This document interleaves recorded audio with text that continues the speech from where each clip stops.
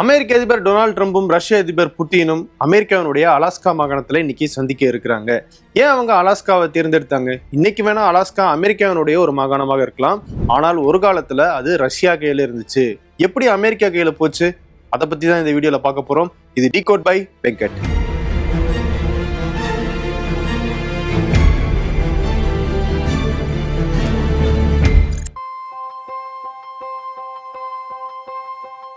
நட்சத்திர எழுத்தாளர் ரா முருகவேலின் மிளிர்கள் இப்போது ஆடியோ ஃபார்மேட்டில் உங்கள் விகடன் பிளேயில். இப்பவே விகடன் ஆப்பை இன்ஸ்டால் பண்ணுங்க. பிளே ஐகானை கிளிக் பண்ணி மிளிர்கள் கேளுங்க. இப்போ ரஷ்யாவில் இருக்கிற இந்த கம்யூனிஸ்ட் ஆட்சிக்கு முன்னாடி ஜார் மன்னர்கள் கையில தான் ரஷ்யாவினுடைய ஆட்சி இருந்துச்சு. அந்த ஜார் மன்னர்கள் தான் அமெரிக்காவினுடைய ஒரு பகுதியாக இப்ப இருக்கிற அலாஸ்காவை தங்களுடைய கட்டுப்பாட்டுக்குள்ள வச்சிருந்தாங்க.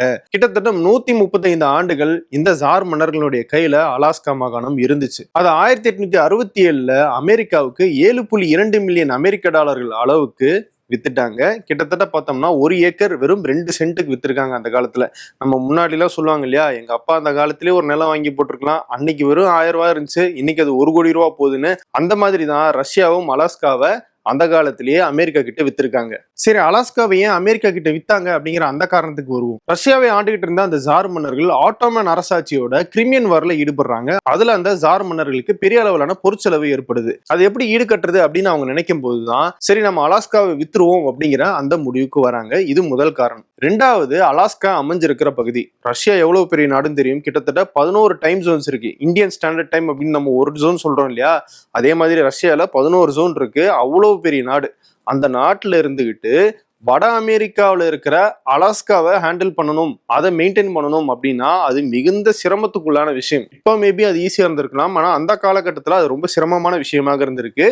அதனாலையும் கூட சரி இதை நம்ம வித்துடலாம் அப்படிங்கிற அந்த முடிவுக்கு ரஷ்யா வந்திருக்காங்க. மூணாவது முக்கிய காரணம், இன்னைக்கு வேணா அமெரிக்காவும் ரஷ்யாவும் நேர் எதிராக இருக்கலாம், ஆனா ஒரு காலத்துல ரஷ்யாவும் பிரிட்டனும் மிகப்பெரிய எதிரிகளாக இருந்தாங்க. அந்த காலகட்டத்துல அலாஸ்காவை பிரிட்டன் கை கொண்டுருமோ அப்படிங்கிற ஒரு அச்சம் இருந்துச்சு. நம்ம இவ்வளவு தள்ளி இருக்கிறோம், அங்க இருக்கிற அலாஸ்காவை போய் பாதுகாக்கணும் அப்படின்னா நம்மளுடைய படைகளை எல்லாம் திரட்டிட்டு வெகு தூரம் பயணம் செஞ்சு போய் காப்பாற்றணும்.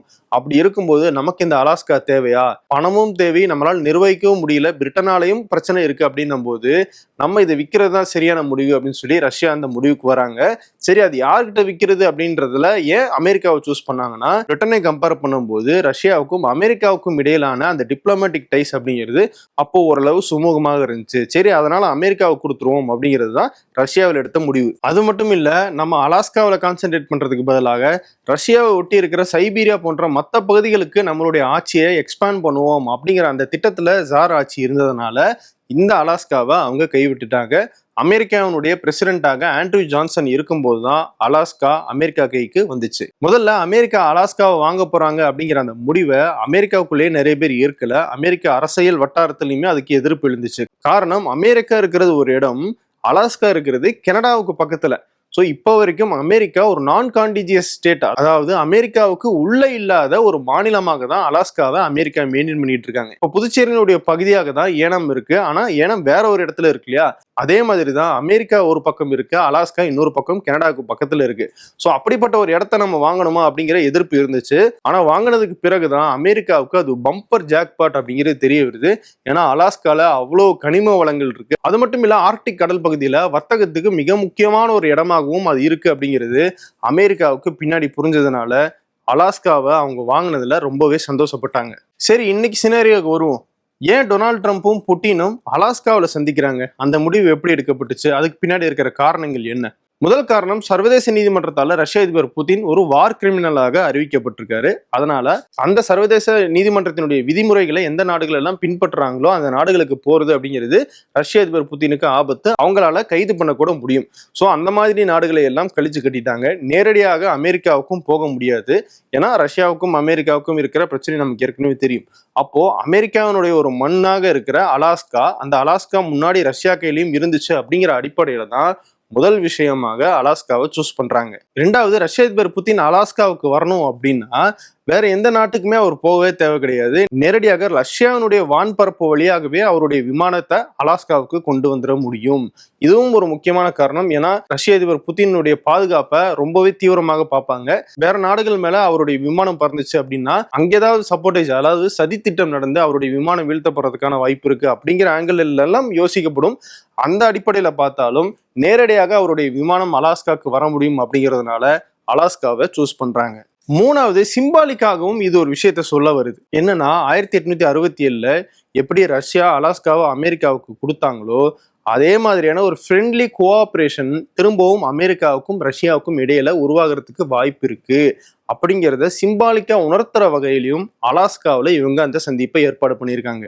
ரஷ்யாவினுடைய பாயிண்ட் ஆஃப் வியூவில் ரஷ்யாவில் இருக்கிற சில ஊடகங்கள் சொல்ற கருத்து என்னன்னா, எப்படி அலாஸ்காவை ரஷ்யா அமெரிக்காவுக்கு கொடுத்தாங்களோ அதே மாதிரி உக்ரைன்ல ரஷ்யா இப்போ ஆக்கிரமிச்சிருக்கிற சில பகுதிகளையும் ரஷ்யா எடுத்துக்கிறதுக்கான வாய்ப்பு இருக்கு, அதை நம்ம டிப்ளமேட்டிக்காவும் பண்ண முடியும் அப்படிங்கிறத உணர்த்துற வகையிலையும் இவங்க அலாஸ்காவில் இந்த சந்திப்பை ஏற்படுத்தியிருக்காங்கன்னு ரஷ்யாவில் இருக்கிற ஊடகங்கள் சொல்றாங்க. அஞ்சாவதாக, ரஷ்ய அதிபர் புதின் உக்ரைனுக்கும் ஐரோப்பிய யூனியனுக்கும் ஒரு சிக்னலை கொடுக்கிறார். என்ன அப்படின்னா, நான் உங்க 2 பேரையும் சைட்லைன் பண்ணிட்டு நேரடியாக அமெரிக்க அதிபர் டொனால்ட் ட்ரம்ப்போட அமெரிக்காவிலேயே போய் டீல் பேச முடியும், அதுக்கான வல்லமை எனக்கு இருக்கு அப்படிங்கிறத சிக்னல் மூலமாக நிரூபிக்கிறதுக்காகவும் தான் ரஷ்ய அதிபர் புதின் அலாஸ்காவை தேர்ந்தெடுத்தாரு அப்படிங்கிற ஒரு தகவலும் இருக்கு. ஏன் இந்த பாயிண்ட் ஆஃப் வியூ வைக்கப்படுதுன்னா, வார் என்னவோ ரஷ்யாவுக்கும் உக்ரைனுக்கும் இடையில நடந்துகிட்டு இருக்கு. உக்ரைனுக்கு ஐரோப்பிய யூனியன் சப்போர்ட் பண்ணிட்டு இருக்கு, அமெரிக்கா சப்போர்ட் பண்ணிட்டு இருக்கு. அப்போ ரஷ்யாவும் அமெரிக்காவும் மட்டும் சந்திச்சு பேசுறாங்க. முக்கியமான நபர்களான உக்ரைனும் ஐரோப்பிய யூனியன்ல இருந்தும் யாருமே இதுல பங்கேற்கல. அதனால அவங்களை இந்த கூட்டத்துக்கு அழைக்காம ரஷ்ய அதிபர் புதின் டொனால்ட் ட்ரம்பை சந்திக்கிறது அதுவே ஒரு அதிகாரத்துக்கான சிக்னல் தான் சொல்றாங்க. சரி, அமெரிக்க அதிபர் டொனால்ட் ட்ரம்ப்புக்கு இதுல என்ன லாபம் அப்படின்னு பார்த்தா, டொனால்ட் ட்ரம்ப் ஏற்கனவே உலகத்துல இருக்கிற எல்லா போரையும் நான் தான் நிறுத்தினேன் அப்படின்னு சொல்லிட்டு இருக்காரு. இந்தியாவுக்கும் பாகிஸ்தானுக்கும் இடையில் நடந்த அந்த ஆபரேஷன் சிந்தூர் அந்த மோதலையுமே நான் தான் நிறுத்தினேன் அப்படின்னு சொல்லி 36 முறை சொல்லிட்டாரு. இப்படி எல்லா ஊர்லயும் சொல்லிட்டே தான் இருக்காரு. ஆனா இன்னொரு பக்கம் இஸ்ரேலுக்கு ஆயுதம் கொடுத்துட்டு இருக்காரு.